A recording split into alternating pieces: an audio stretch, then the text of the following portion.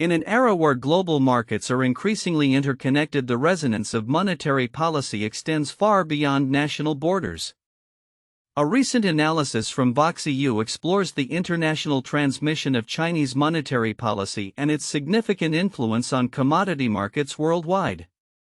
This study sheds light on how China's economic decisions reverberate through the global economy, impacting commodity prices and trade flows, and highlights the intricate links between monetary policy and commodity markets.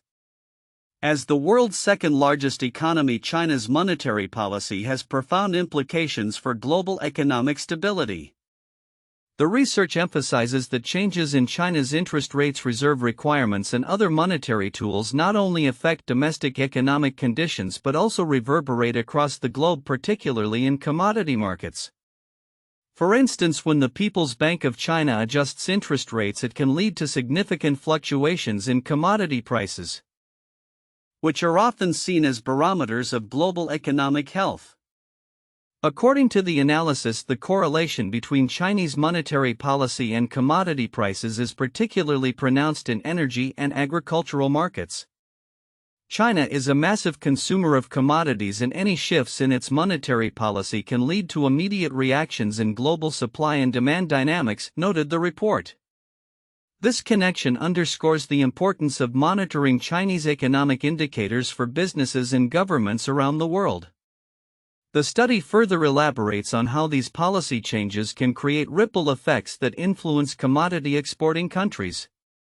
Countries reliant on commodity exports such as Brazil and Australia often find their economic fortunes tied to the fluctuations in demand driven by Chinese monetary policy. Consequently, any tightening or loosening of monetary policy in China can lead to increased volatility in these economies, impacting their fiscal health and investment climates. Furthermore, the report highlighted the role of financial markets in transmitting these effects.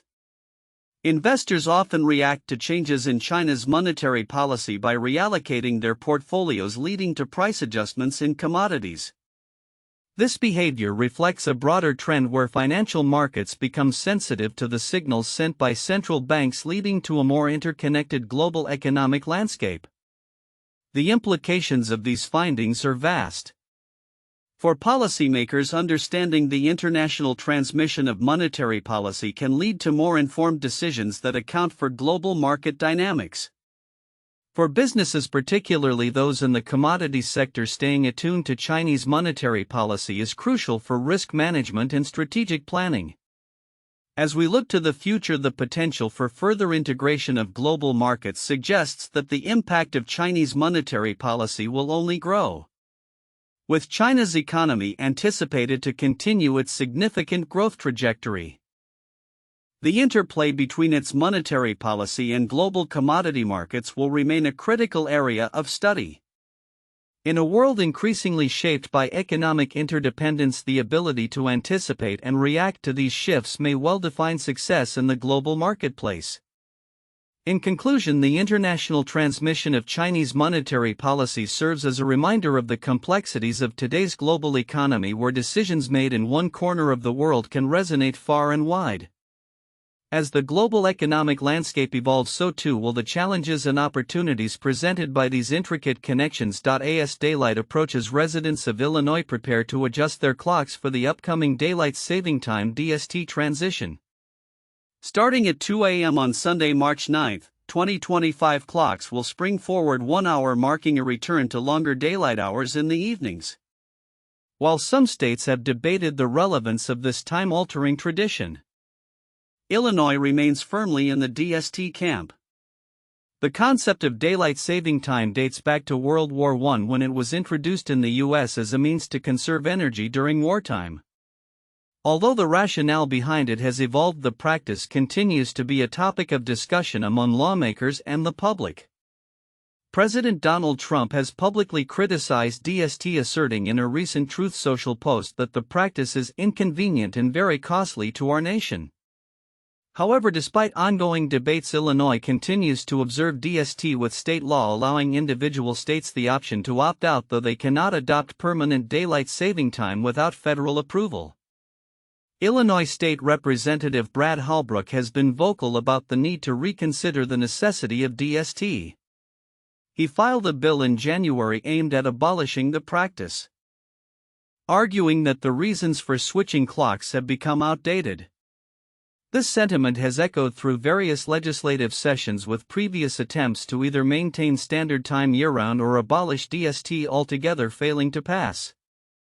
The last significant legislative move regarding DST came in 2022 when the U.S. Senate approved the Sunshine Protection Act, which would make daylight saving time permanent. However, the measure stalled in the House of Representatives and never reached the president's desk. As the clock adjustment approaches, residents will lose an hour of sleep, which is a common concern among many. The transition often leaves individuals feeling fatigued in the days following the switch. Yet the anticipation of longer evenings filled with sunlight brings a sense of optimism as spring nears. The spring equinox will officially occur on March 20, 2025, marking the seasonal transition. Notably, while Illinois embraces DST, some states including Arizona and Hawaii have opted out entirely, as have several U.S. territories. These choices reflect a broader debate about the relevance and effectiveness of daylight saving time in modern society.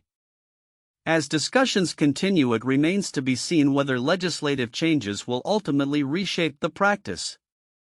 In conclusion, as Illinois prepares to spring forward in March, the conversation surrounding daylight saving time is likely to persist.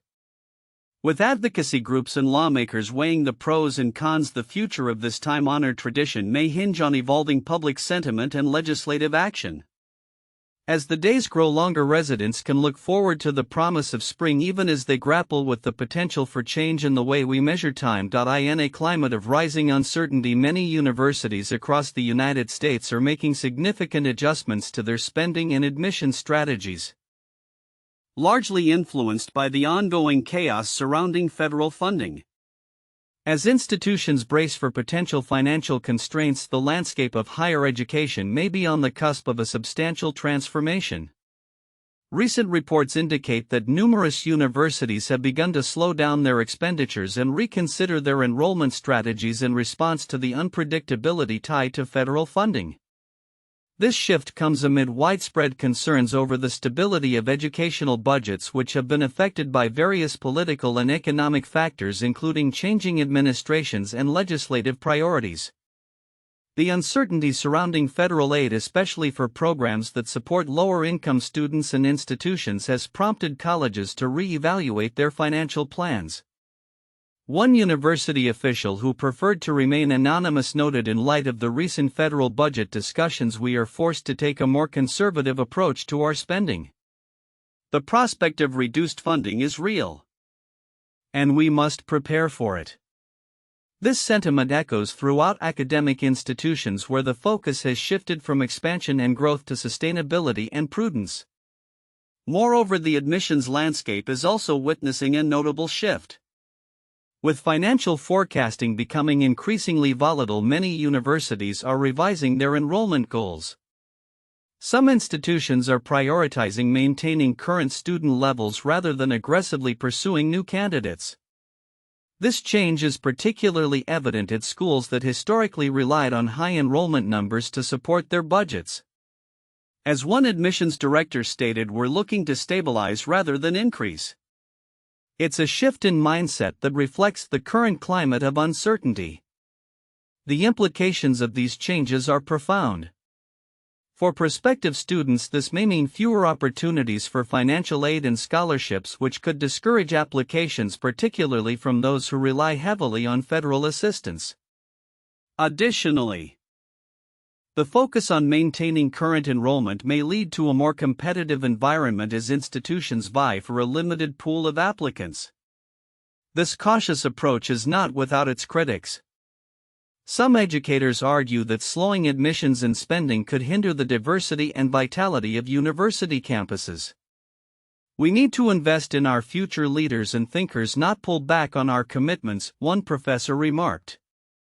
The long-term effects of such a conservative strategy could lead to a decline in innovation and academic excellence if institutions fail to invest in new programs and facilities. As universities navigate these turbulent waters, the overarching question remains: how will these financial strategies impact the future of higher education in America? While immediate concerns about funding are paramount, there is a wider conversation to be had about the value of education itself and the role universities will play in society moving forward. Looking ahead, it is clear that universities will need to adapt to a new normal, balancing fiscal responsibility with their mission to provide quality education.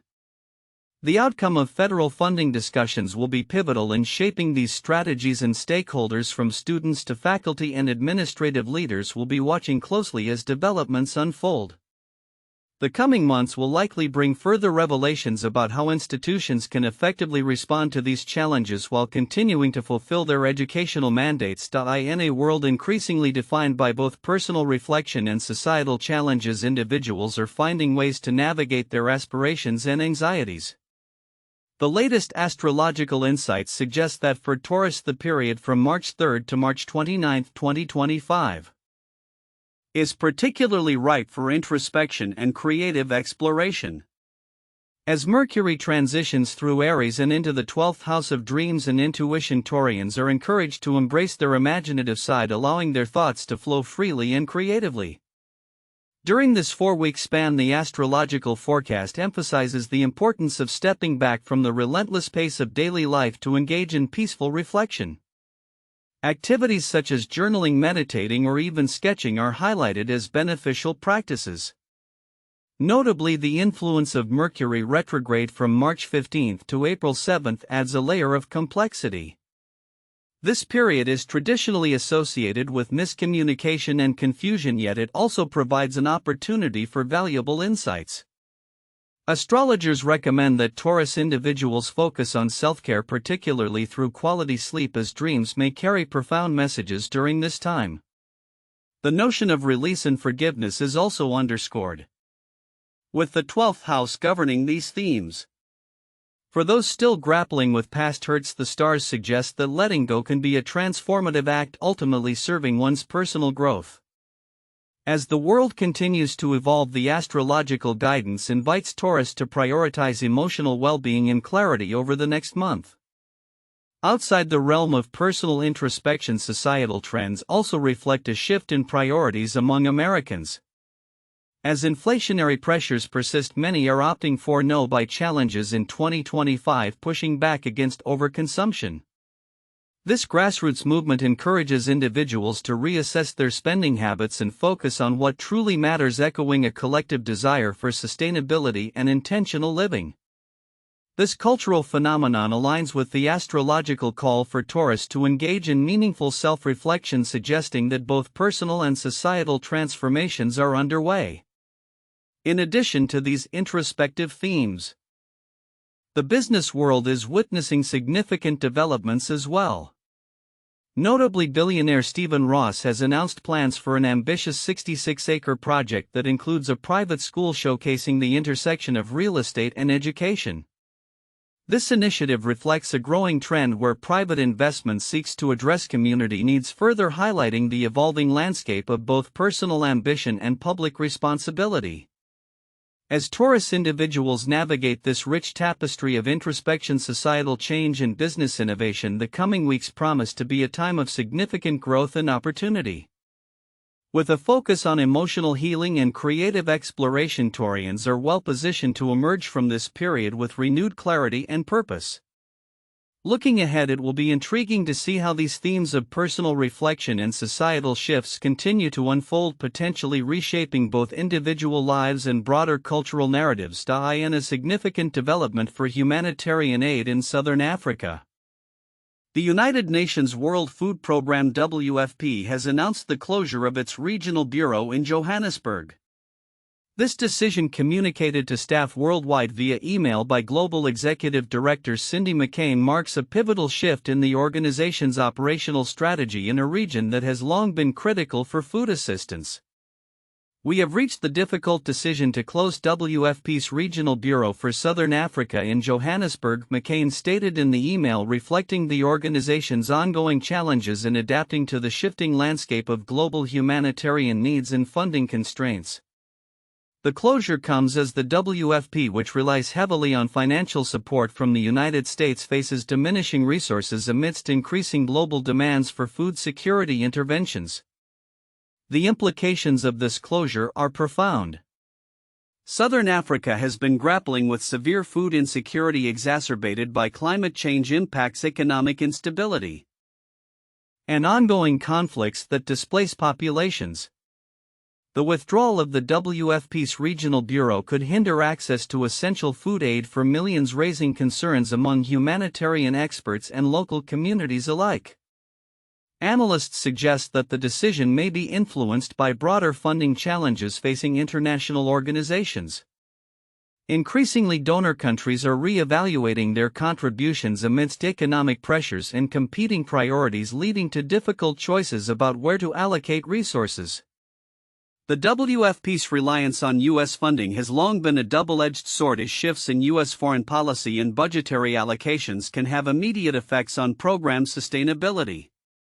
The closure of the Johannesburg office follows a period of heightened scrutiny regarding the effectiveness and efficiency of international aid organizations. Critics argue that while significant funds are allocated for humanitarian efforts, the impact on the ground is often diluted by bureaucratic inefficiencies and mismanagement. In this context, the WFP's decision could be seen as an attempt to streamline operations and focus on areas where it can have the most significant effect, albeit at the cost of regional presence. Looking ahead, the WFP's strategic realignment prompts critical questions about the future of food assistance in Southern Africa. As the organization consolidates its operations, it remains to be seen how it will continue to address the escalating food crisis in the region. The upcoming months will be crucial as the WFP seeks to adapt its approach and explore alternative funding sources while ensuring that vulnerable populations do not fall through the cracks. As global food security continues to face unprecedented challenges, the international community will be watching closely to see how the WFP navigates this transition and what it signifies for humanitarian efforts in Southern Africa and beyond. The need for innovative solutions and collaboration among nations will be more pressing than ever as we move forward into an uncertain future. In recent weeks, the intersection of public health, space exploration, and geological research has produced a compelling array of scientific stories that highlight both the challenges and triumphs facing humanity. These developments serve as a reminder of our ongoing battle against disease, our exploration of the cosmos, and our understanding of Earth's geological history. A tragic public health update emerged from West Texas, where health officials confirmed a measles-related death, marking the first such fatality in the U.S. since 2015. This incident is part of a broader outbreak that has infected over 120 individuals across 9 counties, largely attributed to declining vaccination rates. The Texas Department of State Health Services reported that the victim was a school-aged child who had not been vaccinated. The measles virus is notoriously contagious, surviving in the air for up to 2 hours, and this outbreak serves as a stark reminder of the importance of maintaining immunization efforts. The rarity of measles-related deaths in the U.S. does not negate the virus's potential dangers, noted health officials, emphasizing the consequences of falling vaccination rates. In a related public health development, federal officials canceled a pivotal meeting originally scheduled for March 13 regarding the formulation of next year's flu vaccines. The U.S. Food and Drug Administration's Vaccines and Related Biological Products Advisory Committee was set to assess which strains of the influenza virus should be included in the upcoming vaccines. The cancellation raises concerns, but a spokesperson reassured that recommendations will still be provided to manufacturers in time for vaccine production. This situation underscores the complexities of vaccine development, particularly as flu viruses constantly mutate. On the global front, the World Health Organization reported clusters of illness and fatalities from an unknown disease in the Democratic Republic of Congo. As of mid-February, there were 431 cases and 53 deaths with symptoms resembling those of hemorrhagic fever. Initial investigations ruled out Ebola and Marburg viruses, but health teams are exploring other potential causes in areas with limited medical infrastructure.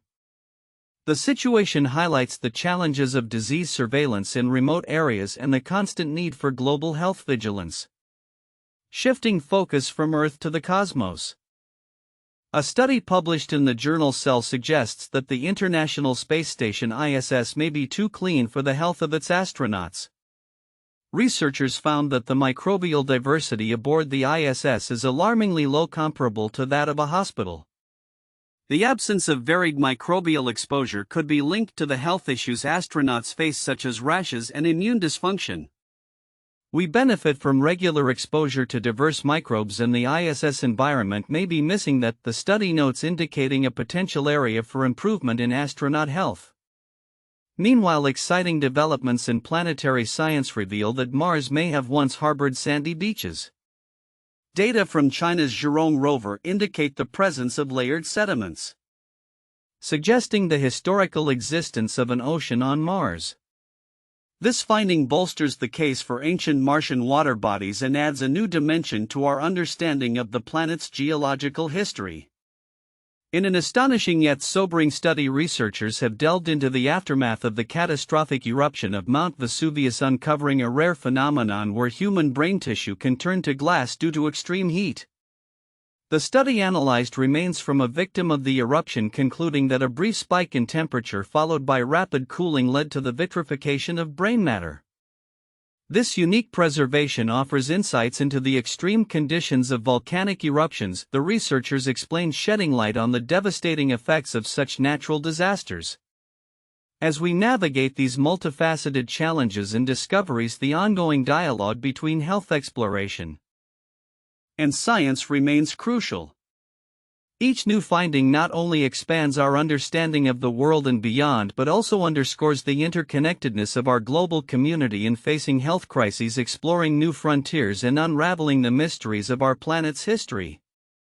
Looking ahead, continued vigilance in public health, advancements in space research, and geological studies will undoubtedly shape the future, offering both challenges and opportunities for innovation and discovery. In the heart of Vermont, the Bonnyvale Environmental Education Center BC is set to host its much-anticipated Nature Days, an engaging program designed for children aged 5 to 11.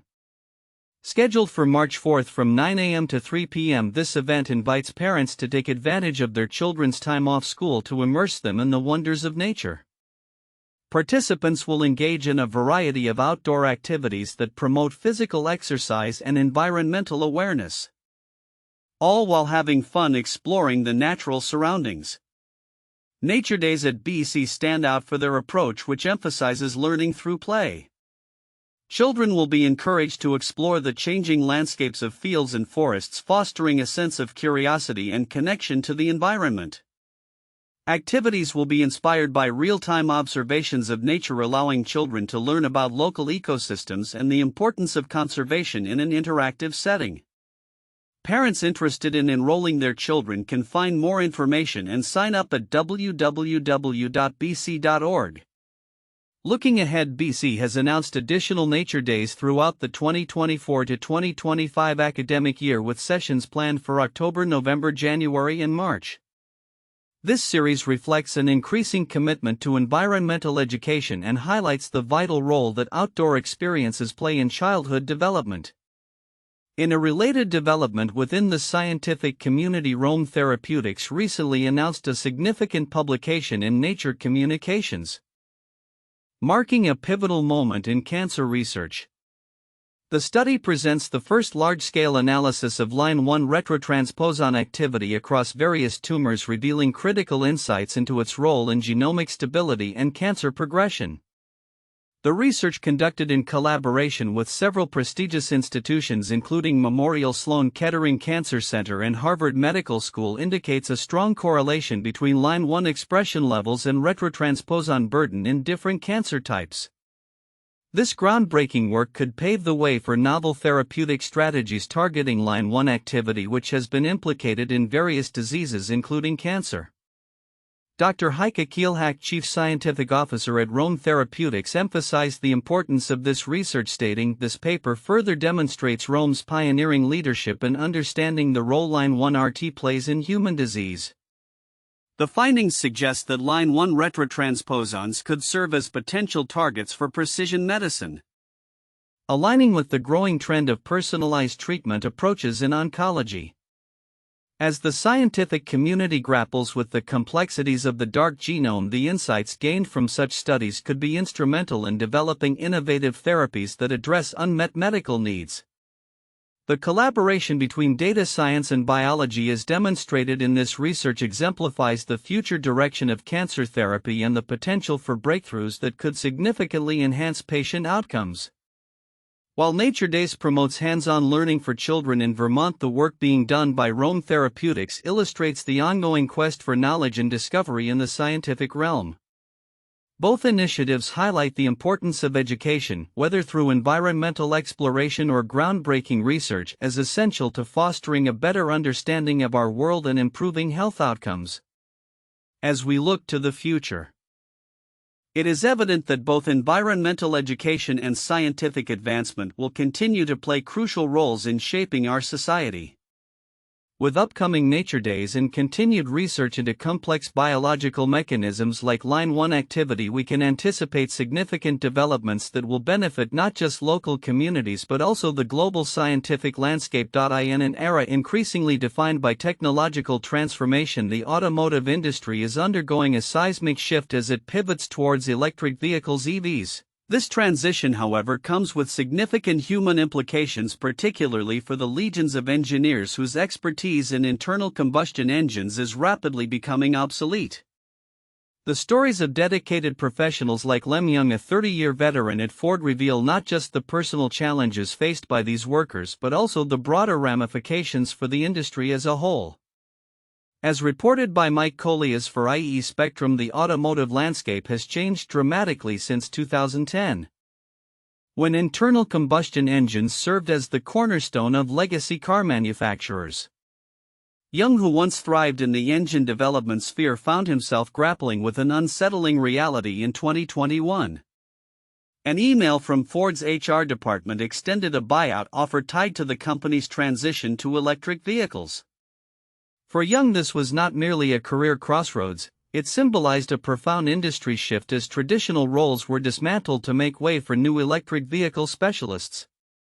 Ford CEO Jim Farley has been a vocal advocate for this transformation, noting at an investor conference that the skills required for internal combustion engine ICE development are vastly different from those needed for battery electric vehicles (BEVs). You can't ask ICE people to do certain things. It takes too long, he stated, indicating a clear preference for a new breed of engineers who can drive innovation in the electric realm. This shift is not just about technology, it represents a cultural upheaval within companies that have relied on combustion engine expertise for over a century. Young's personal story is emblematic of a larger trend. Once celebrated as rock stars within the automotive hierarchy, combustion engine engineers find themselves sidelined.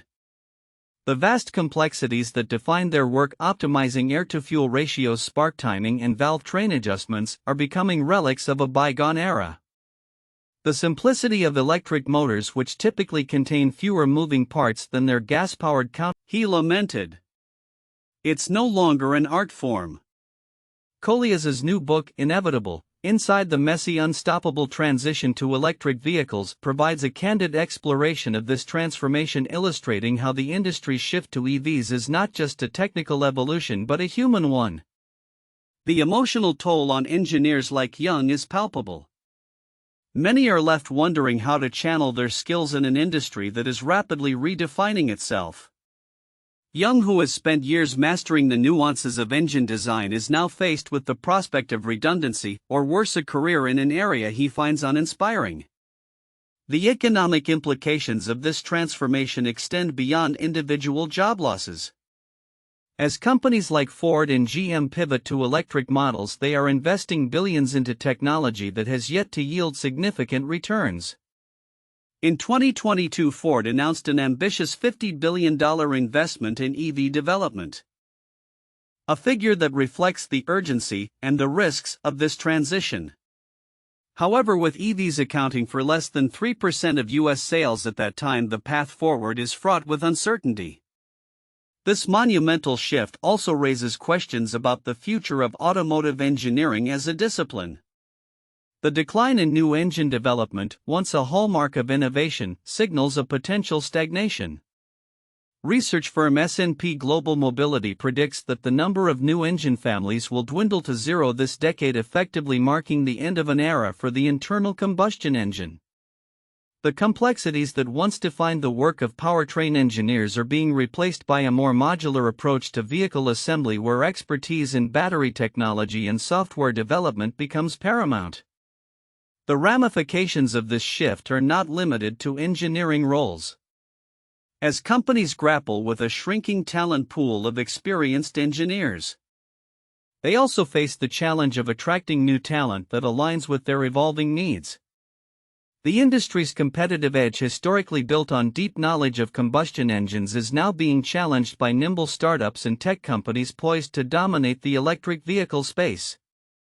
As Young aptly points out, the built-in advantages that the incumbent car makers wielded for more than a century are disappearing.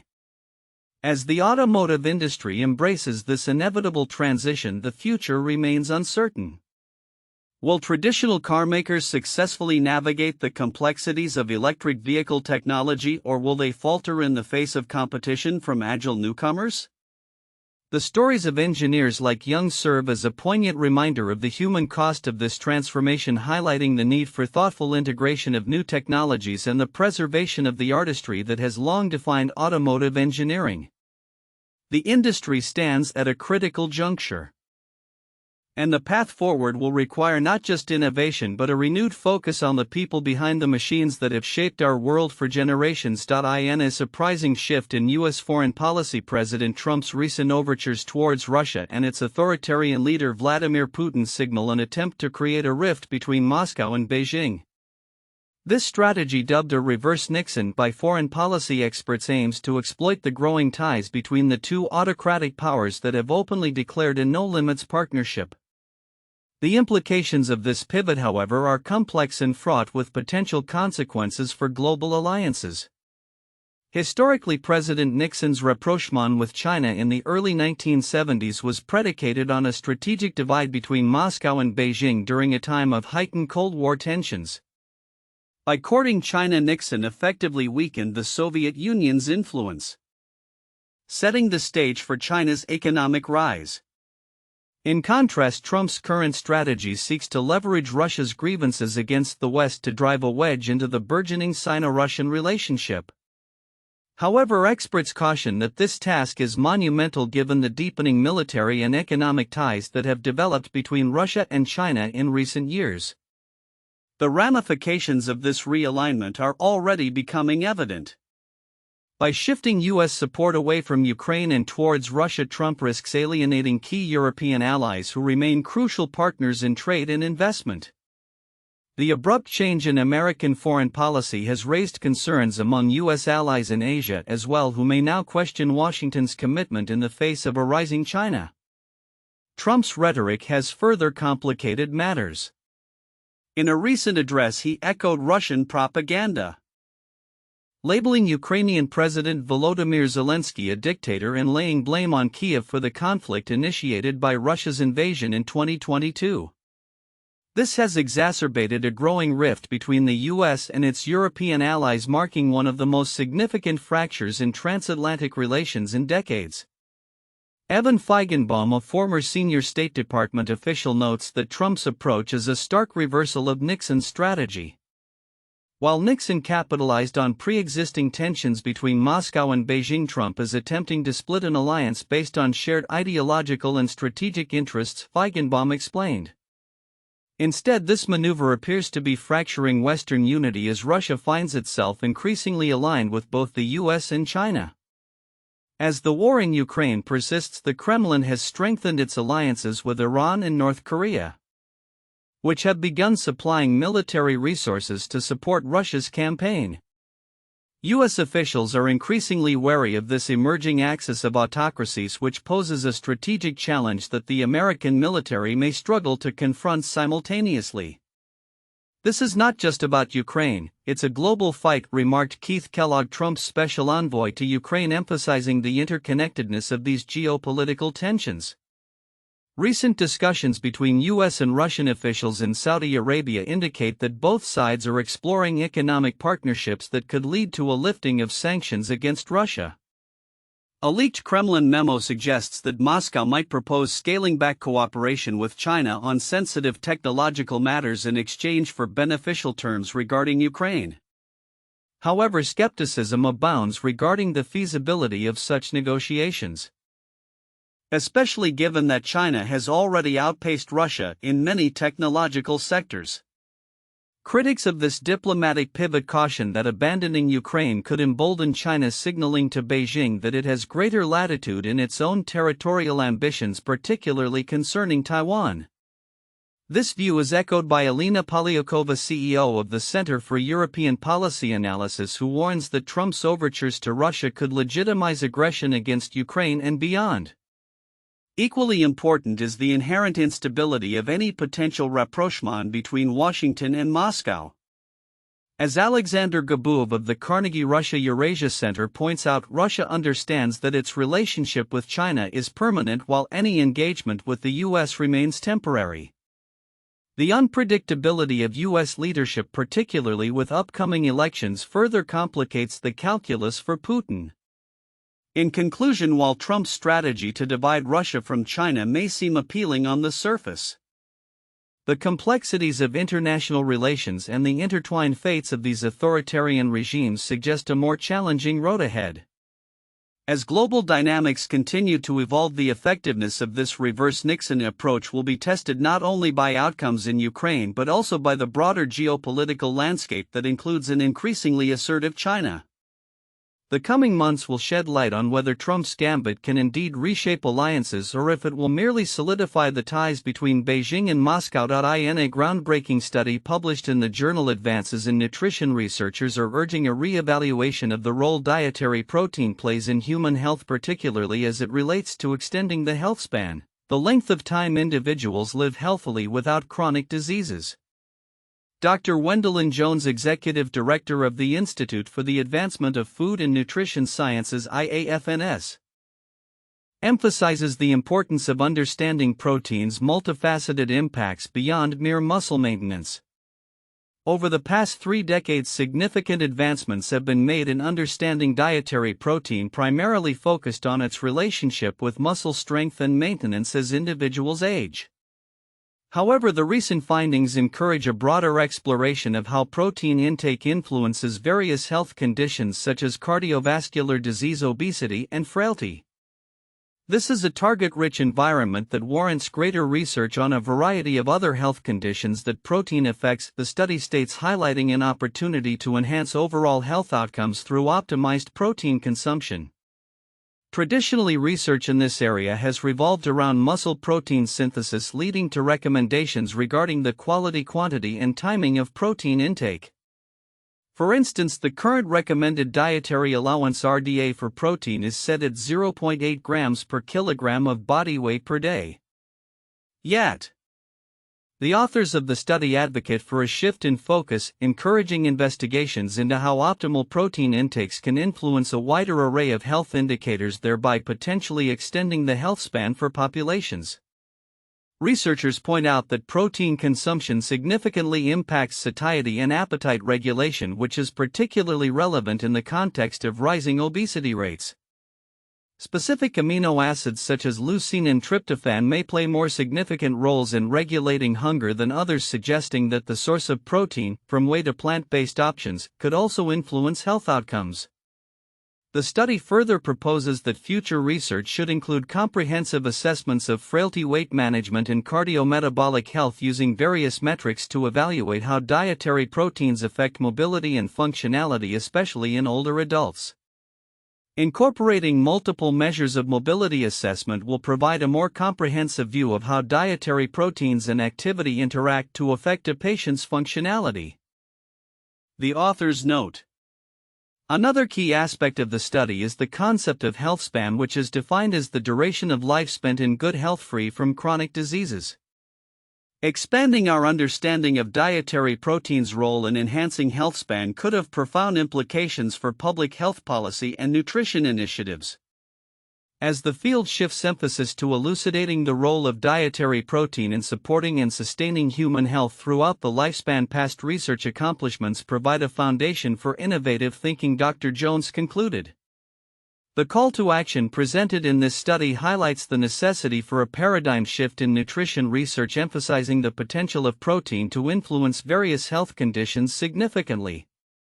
As the scientific community continues to explore these avenues, the promise of optimized protein intake could pave the way for improved health outcomes and a longer, healthier life for individuals of all ages.